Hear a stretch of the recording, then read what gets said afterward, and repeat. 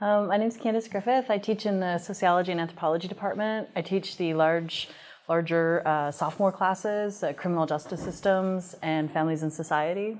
And this is my first year at WVU as well. So. Okay. I'm Mark Paternostro. I'm in the Department of Physiology and Pharmacology at the School of Medicine.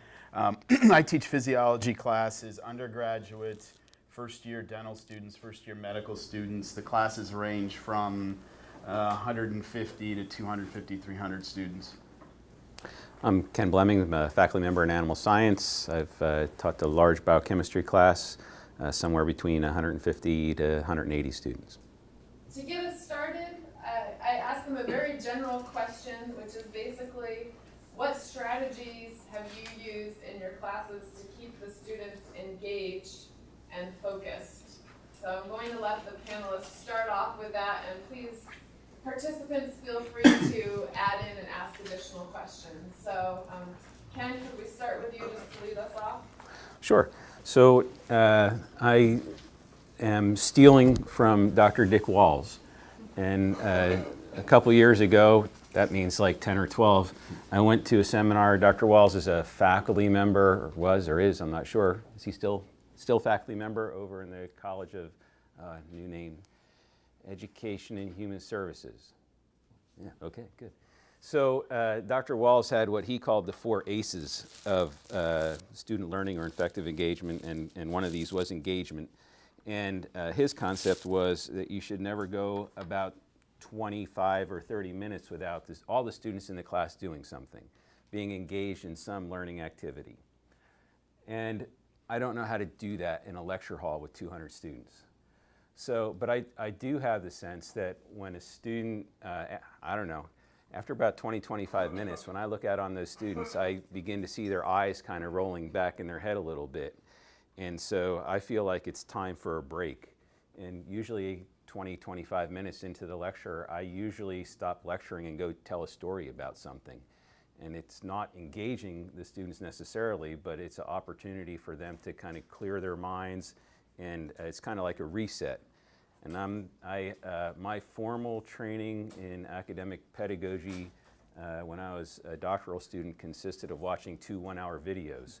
So I have no great pedagogical base to draw from other than experience.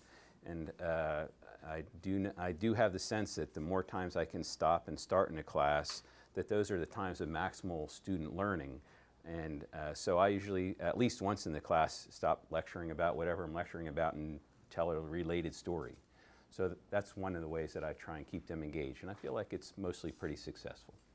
I'll pick up on that because I've read, there's a book called Brain Rules that if you've never read it before, it's a rules obviously about the brain, but it's written in a way that's it's for the public. But there are brain rules, and one of them is that we don't pay attention to boring things. And sometimes after about 10 his students must be better than mine, because after about 15 minutes, mine start to fade on me. I can see it. So I build into my lectures what I call hooks or something to wake them up. And sometimes it ties into what I'm talking about. So for example, I even did this with the first year medical students. I wasn't sure if it was going to fly with that kind of professional group. But I talked about like how we breathe. I did something on the respiratory system, and I talked about going up in altitude and why that causes issues breathing. But then I talked about, well, what happens when you go underwater and why is it more difficult to breathe? And so I did some physiology. Then I took a break and I did a slide and I showed a scuba diver and a snorkeler. And I showed them that the snorkel is only about 16, 18 inches long. Why can't we have a longer one? And so the reason is that because if you go under the water only about a foot or a foot and a half, the pressure exerted on your body makes it so difficult to breathe that you could never have a snorkel that was that long. And so it kind of tied into what I was talking about. But then I showed him something really cool, was that elephants can actually swim under the water with their trunks up just above the surface, and that puts them under there about 7 feet. And that goes into why is that, and I talk about the difference, the way their lungs are different than our lungs, and that takes no more than a minute, and I never spend more than a minute doing that, but all of a sudden their brains are now awake. I've tied something into what they've done, and now we're able to move on to the next topic. So I build these into my PowerPoints. I show videos. I do all kinds of things that I pre-plan out there about every 15 minutes, and it seems to keep them engaged. And that's just one example of one of the things that I do. And I do very much the same thing. It's, just kind of keeping it, like changing it up. If you see them dying, it's like, okay, well, either a funny anecdote. We all love YouTube, or we've seen videos. Sometimes I teach criminal justice systems, which is really easy to do because there's always an issue in the news. And so sometimes, you'll just find something or just say something that, I have a very dry humor. And so I'll sometimes put a joke out there, and then they're like, they have to think about it, and then they realize that I'm trying to be funny, which usually gets them thinking about it again. But yeah, I use videos. Sometimes I'll pose a question out to them, do minute papers, just anything to kind of change the dynamic of the classroom, so they're not just sitting there for 50 minutes going, so it's getting them to talk and think. Responses to that from the rest of you? Areas you'd like to hear more about? I have a question. If you see someone who's passed out, like this sleeping, and they're clearly not interested or able to engage, do you try to pull them in, or do you just let them sleep? I think it depends on if they're a chronic sleeper. So if this is the first time they fell asleep in class, sometimes they may have just had a late night or something. But if it's somebody who constantly falls asleep, then yeah, I would make a spectacle of them. Just to make it so that it's like, hey, my classes are in the afternoon. You should be awake by now. I've actually never had anybody fall asleep, so I don't know. I guess I keep them every 10 minutes. I kind of do something and jab them to wake them up. I was just going to add, I used to teach 8:30 in the morning, so I'd get a lot of athletes when they would have hard workouts. I remember one young man that had especially punishing workout, and he was sitting in the corner, and he did fall asleep. But I understood that they had been up since 5:30, 6 o'clock, and it wasn't like he made a habit of it. It was like a one-time thing, so I understood.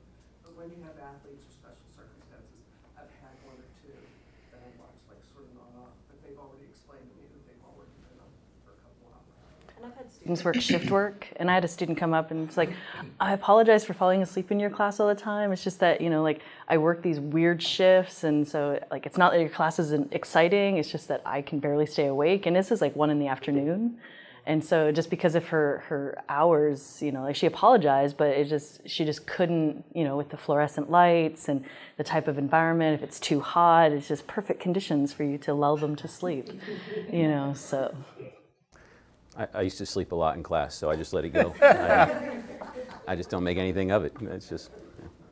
Yeah, I think when you're looking out there and there's 250 people in a big auditorium, there are micro populations of people doing, and you just kind of let it. I mean, you really do. As long as they're not, and I see them looking down at their cell phones, I don't say anything. I mean, at that point, you can't break that rhythm of what you're doing for that 1 or 2 students doing that, unless it's something obvious that's disrupting the class, and they kind of know. I mean, they just do. Yeah.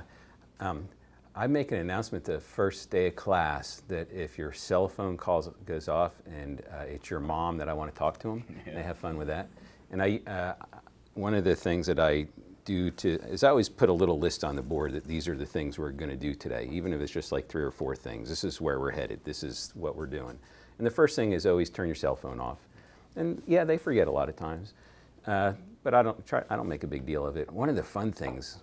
Last day of class is my favorite day of class, because one of the things that I like to do on the last day of class is I pretty much know most of the students in the class, and I know who's there and not there. And if a student's not there on the last day of class, I like to go to their friends who have their cell phone number, and I call them on the phone. And of course, they want to put this on speakerphone, so we put it on speakerphone, and I call them up and say, "Hey, it's Doc Blemings. How you doing? Hey, we have class. I don't know. Did you want us to wait for you?" Just kind of stuff like that. Just really have fun with it. So that's another thing that kind of keeps them engaged. But just on the last day. I don't do that every day, but it is kind of fun. I haven't gotten in trouble yet. I could imagine that I could get in trouble someday. I haven't yet. One of the other things that I do that's more academic oriented, I guess, as opposed to the stories, is after I do something, it depends on the circumstance, I'll put up a slide that's a PowerPoint slide, and it works for my topic, where I'll have written a paragraph out, and it's on physiological principles, and I put blanks there. And it's things that the answers are going to be like either increases, decreases, simple things that the students can do. So they would read that paragraph, and based on what we just did the past 10 or 15 minutes, they should be able to answer those questions. And I have them break up into groups to do it. And I will make them actually, I'll tell the antisocial people, you need to move over here and work with somebody else. And they spend just a minute or two just going over it. And then I go to my PowerPoint and I click and the right answers come in. And then I can get a sense, if I see people giving me the look that they didn't get that, then I know something that I have to work on. And it's a nice way to break that up while doing and continuing the topic, a nice review before you go on. So there's all kinds of things I think that you can do, but that's placed about that 15-minute mark where we need to do something a little bit different today. I find that hard to do in a class of 200 students. Mm-hmm. That's, unless I'm going to walk around and there. Well, I kind of 100 of those students who won't move that I'd have to go. Yeah, well, they're usually in that auditorium. They're usually sitting next to somebody, so it's just a matter of, turn around and work with the people next to you. And I don't do it for everybody, but the couple people I know in the front that I make them walk and move over. And generally, the students tend to work in little groups of 2 or 3. It's hard because some have to turn around and it's not conducive to it, but for that minute, it kind of works. And I also use clickers. I use clickers in my CJ Systems class, which also helps to kind of, do they understand what I just talked about? And sometimes they didn't understand because half of them got it wrong, and I'm just like, but we just discussed it, so let's spend some more time on this because obviously you didn't get it. So I found that clickers also kind of break up the monotony of kind of like lecture discussion, and I found it to be quite successful. And then I also use a multiple choice format, but then those questions also show up on the quiz the following week. So if they're there and they're engaged and they understand and they have a good memory, they can then do well on the quiz the following week. So I kind of tie it all together, and the clickers have worked really well, except for, not all clickers register, so I had some logistical problems, but. Well, I kind of have another question. My class is 180. I teach the kinesiology class in exercise phys, and it just jumped from, in the past 2 or 3 years, from about 100 to 180. And I used to do problems, and I still do problems, and I'd be writing them on the board, and I want somebody to shout out the answer to me. So when you get it, shout out the answer, and then I go to another side of the room and say, does anyone second this? And someone will raise their hand. But now with 180, I'm over that threshold where people are comfortable talking. So I'll say, who has an answer for this? And they're all sitting there, because they're not going to be wrong in front of 180 people. So do you have any advice for getting people to not be afraid to answer? Because it's becoming more performance-based for me rather than interactive. I don't know if it would work with numbers, but I never phrase a question, well, do you like the Affordable Care Act? I would say, do you know someone who likes the Affordable Care Act? Or do you know someone who doesn't like the Affordable Care Act? Is there anybody in the class that you know that you could actually go to and say, listen, I'm going to do this today. I want you as an advisee or somebody to kind of break the ice? Because I've done that before, where I've brought students up on stage that I told them ahead of time, we're going to do reflexes and you're going to be the doctor and you're going to be the patient. And so we sit there with a hammer and that kind of stuff. And so I've let them know ahead of time. So maybe doing that, somebody that you trust that you can do will break the ice and other people will start to follow suit. Because they can rent them, they can buy them online. You can buy them new, I think, for $40, but you can find them online. They can, if their friends aren't using them for the semester, they can use their friend's clicker. It doesn't have to be their own, because they register the number on the back of it. And so as long as that's the clicker they're going to use throughout this semester, then it's fine. There are some apps I think you can actually use, like cell phones. Any cell phone will work as long as they can download the actual app. So I think there are ways around it. Yeah, they're like so many departments are using them, so it's a very common thing for students to have already purchased one, and it's like the iClicker 2, and I think they've been out now for 2, 3, 4 years now, the iClicker 2. So there's so many ways that they can get it for cheap, or they know somebody who has one who's not using it this semester, But then I also have because students don't always bring their clicker. I forgot my clicker. And I'm like, well, what I've done is they have to come to me and let me know that they've lost their clicker or misplaced it or forgot it, and then I'll let them write all the answers on a sheet with the date, and they can hand it in at the end of class so they can get the credit for them. But they have to come to me. I'm not going to put it out there for them because I want to encourage them to bring the clicker because it's much easier on a computer than it is to manually enter all the stuff. So it's worth points during the lecture. yes, it's 25% of their grade is the clicker participation, and it also kind of counts as attendance, but I don't really count it as attendance. So. Bringing up the attendance, do you require attendance in classes? I do this semester. Classes are recorded and they could just watch it. So how do you feel about the attendance, and if you do require it, how do you take it when you have 200 kids? You're not going to call their names. If you pass paper around to sign, they cheat, they sign their friends. Is it important, do you think? I hate taking attendance, but last semester I had a problem with attendance that over 50% of my students didn't show up to classes. And so I was like, well, I've never experienced this. I was like, oh my goodness, I've been teaching for like 11 years. Why aren't students showing up? You know, and so this semester I included an attendance policy. And yeah, I do the sign-in sheet because I'm not going to take time to call the names. And if they sign somebody else's name and then I go back and look and I discover this, then, you know, I'll deal with it then. But I trust that they will honestly just sign their own name. And I'm sure there'll be people who don't. But I tend to, because I do weekly quizzes, I tend to get to know their names rather quickly. And so by like mid-February, I know all of their names in all of my classes for the most part. And so I know it's like, oh no, you weren't here. You barely attended, but yet you have perfect attendance. So then I'd start questioning. I don't take attendance. I don't take attendance. I do random, so I'll do like I teach Friday afternoons, particularly in the fall when it's a Friday before a football game.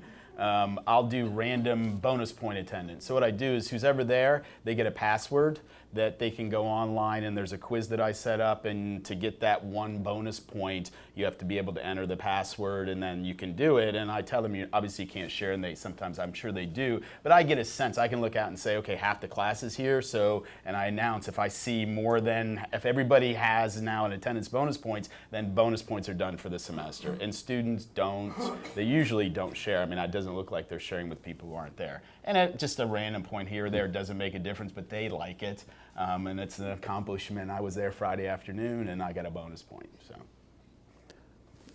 I think the thing that has been best for me is to get to know the students and to know their names. I've been able to pretty much learn the names of all the students, even in a large classroom, by just taking a few minutes at the beginning of each class and just start going down the rows. You're so, and by about halfway through, I pretty much know everybody, a little something about them. I think it makes them feel a little bit more connected to the class, and so I think that's a big help. The other thing that I think's been successful is and this gets to another thing I think we're going to talk about, but one of the things that I do is I have group homework assignments, which I'm an introvert and I hate working in groups.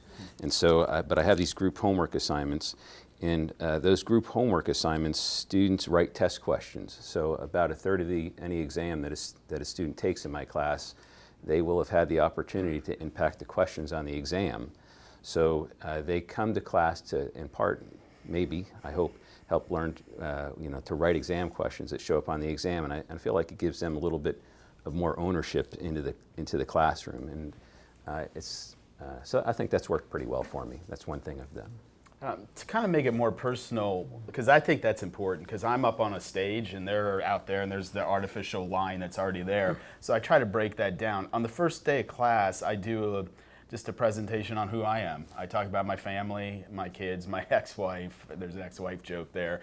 And there's all kinds of stuff that I do because I tell stories about physiology. Everybody has illnesses, and so I tell all kinds of stories. And I show them pictures of my kids, the dog, I'm a Penn State. I went to Penn State, so I show pictures of sports, things that I'm interested in. You would be surprised that just those little things, how many students say, I grew up here, I'm a Yankees fan, not a Red Sox fan. All of a sudden, they just feel like they can come talk to me now where they didn't feel like they could do that before. And it's really worth spending 10 or 15 minutes just introducing yourself to them. And it makes a connection that is not there otherwise. I agree with that. I do that too. First day of class, 15 minutes. Yep. This is about me. This is who I am. All that personal stuff. Well, some personal stuff. Yeah. And I incorporate stories throughout the semester as well, just because of the topics I teach, particularly with the criminal justice system. It's like, well, you know, everybody has people in their family who, you know, can have stories, and, you know, kind of illustrating. It's like, here's a great example of this particular theory. It's like, it's playing out in real life, that this, you know, like kind of connecting the what we're learning to like things that happen in the real world, and, you know, and yeah, being that we're human, like we are, like we're just like you, just up here, not over there, you know. You ever ask them to move down? You usually have the first, 8 rows completely empty, and then everyone's in the nosebleed section. Do you ever ask them to get up and move down so they're... Mine are spread out. I have so many that I think sometimes they have to fill in some of the seats in the front. I haven't had that problem. I don't worry about it. If they feel comfortable, I want them to be comfortable. Because if they're comfortable, then they're more likely to participate and enjoy the material and engage in the material than if they're like up front. And the classrooms I'm in, they're at capacity anyway, so you have those students who come in late who are forced in the front. And so I try and maintain boundaries as well, because I don't have a stage.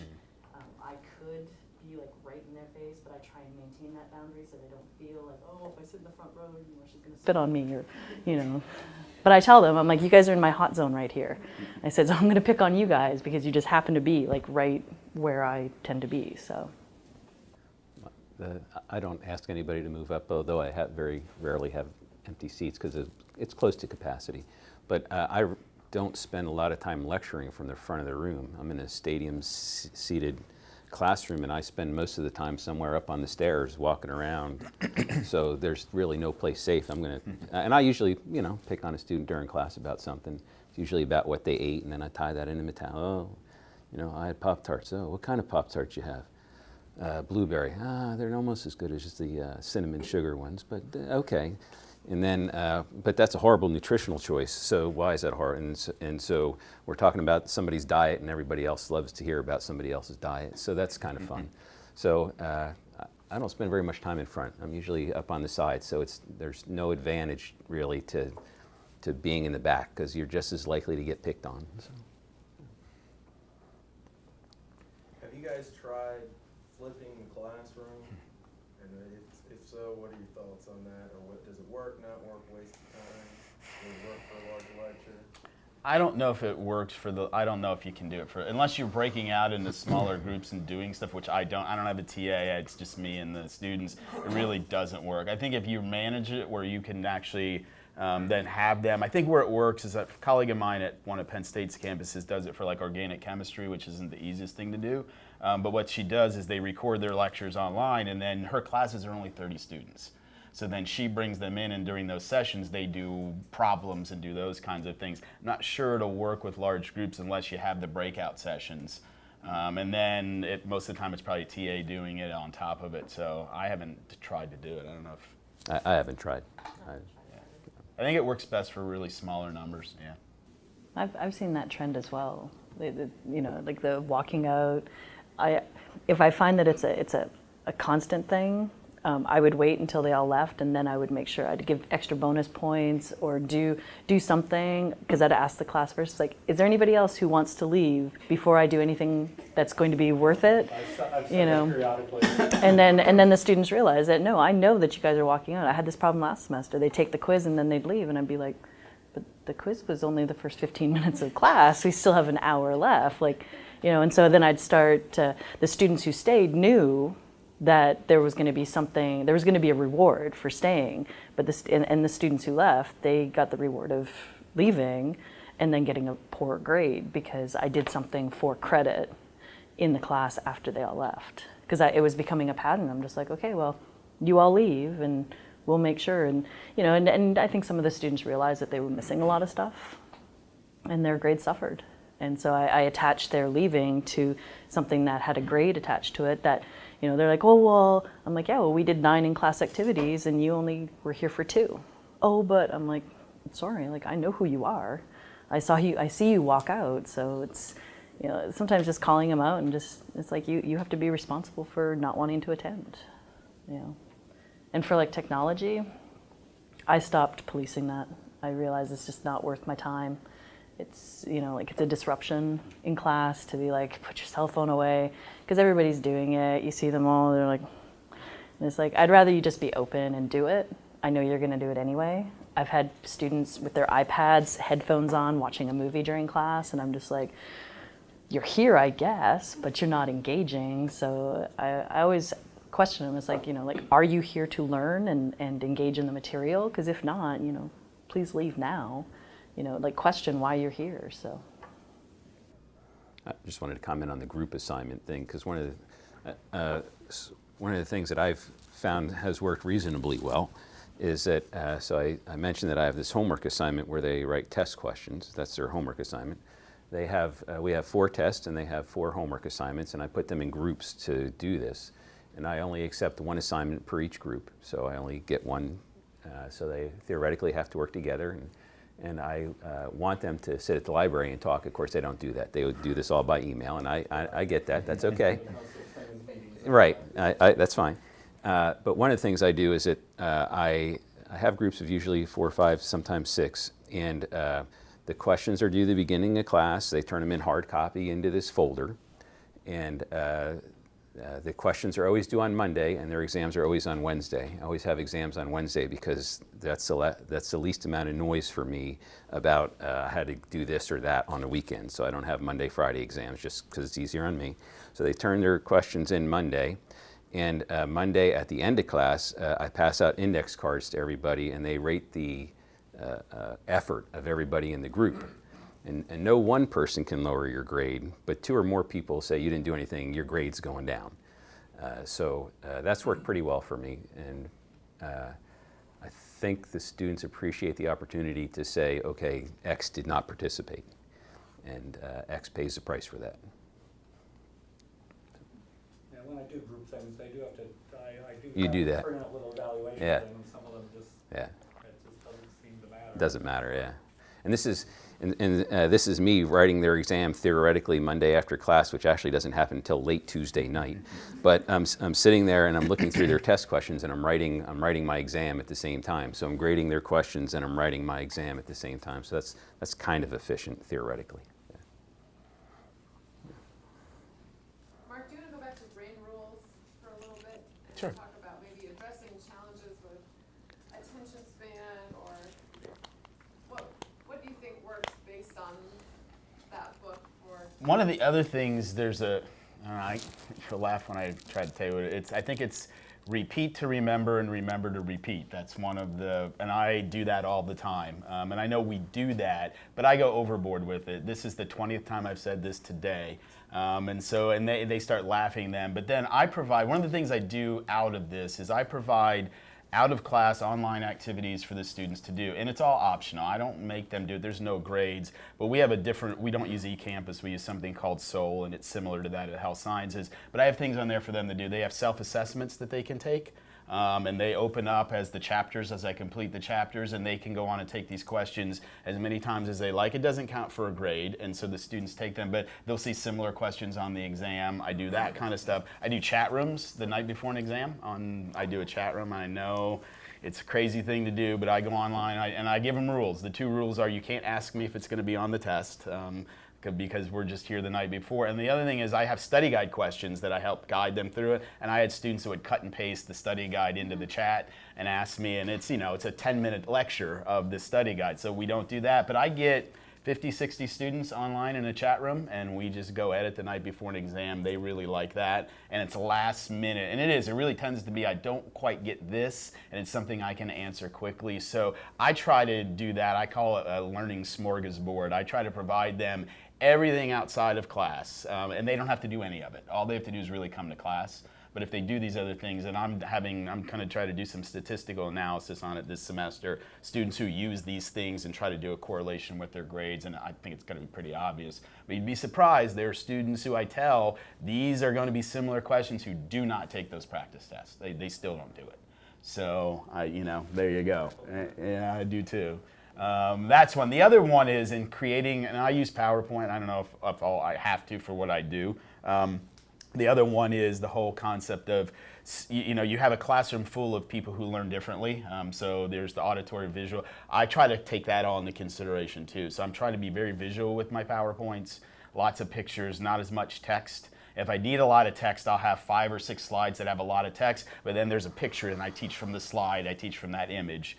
And the other thing that I do, and you'd be surprised that students like to hear lectures again, and I know there was this whole, I don't know if you guys tape lectures, we have to in some of our classes at the Health Sciences, where the entire 50-minute it's on Camtasia, where it's recorded and students can go back and listen to it. I don't do that for my undergraduate classes, but what I do is I have these little, what I call mini audio clips. So maybe something I spent 10 minutes on in class, I've condensed it to like a 2-minute speed version of it. And so then I post those after the lectures are over. And so students who came to class can actually go back and listen to those again. And they only spent a couple of minutes, but they're picking up some of the fine points that they may have missed. And if you didn't come to class, it's really not going to make a whole lot of sense. And so students love that. That is the thing on my site that they hit the most. And we think everybody's visual learners, but they want that, and they use those over and over again, and they really appreciate. That's when I do the end of the semester evaluations. That's one of the things that they like the most is those audio clips. So I'm now really careful because I used to post them ahead of time, and then students would look, okay, he's doing this, this, and this, so I'm not going to come to class today. So they all get posted when the lectures are over, and students love them. It took me a long time to do those, but now that they're done, it really doesn't change any semester, so they're up there and they're canned, and I use them every semester now.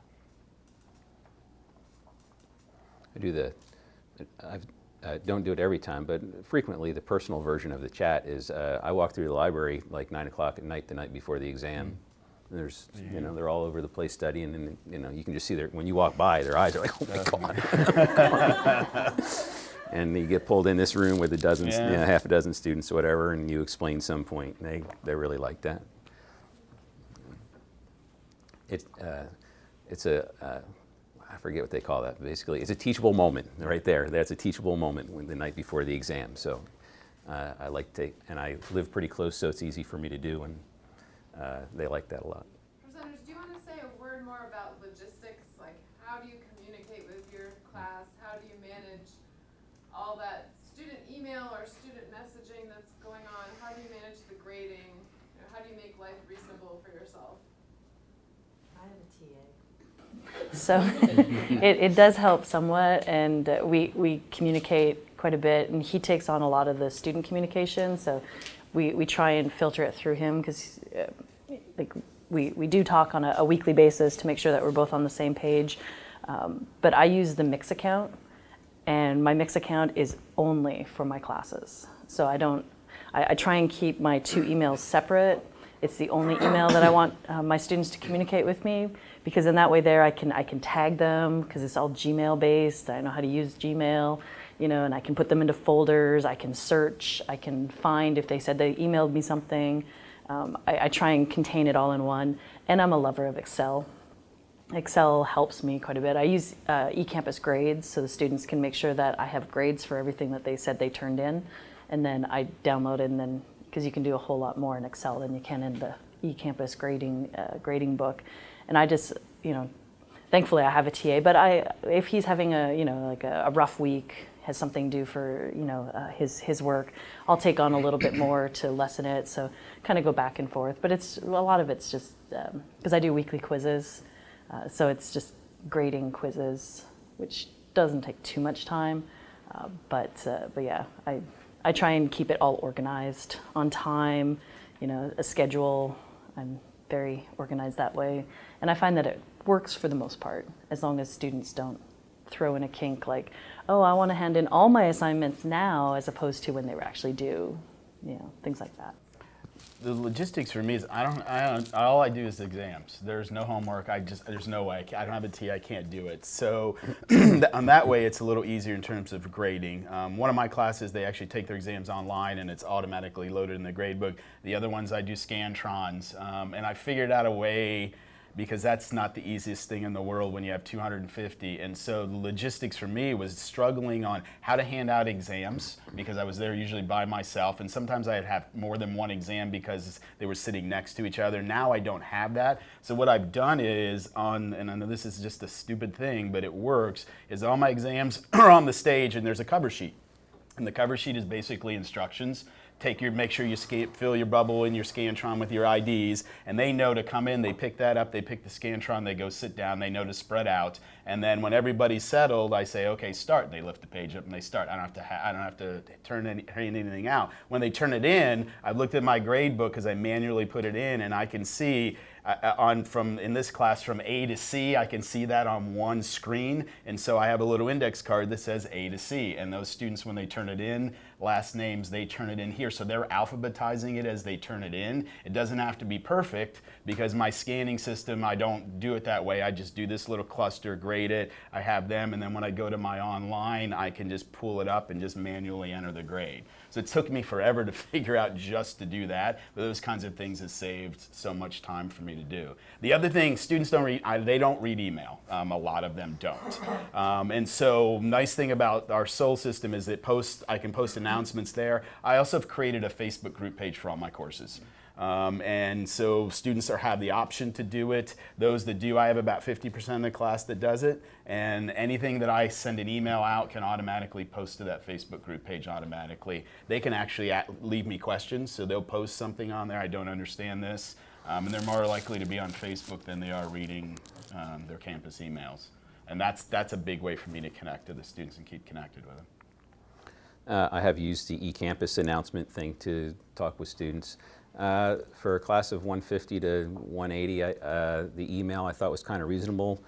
I don't have office hours, but they can usually just talk to me after class, and that's worked okay for me. I grade all the homeworks myself while I write that exam. The exams themselves are not Scantron, but we've been fortunate to work with other faculty members and graduate students in a few labs to sit down, and basically what happens after the exam, there's a key and everybody gets a page, and I buy pizza and they grade the exam, and it's worked fine. Everybody has a page or 2 pages, and it's consistent and it works okay. I don't have 200-person classrooms, but that's what I do too.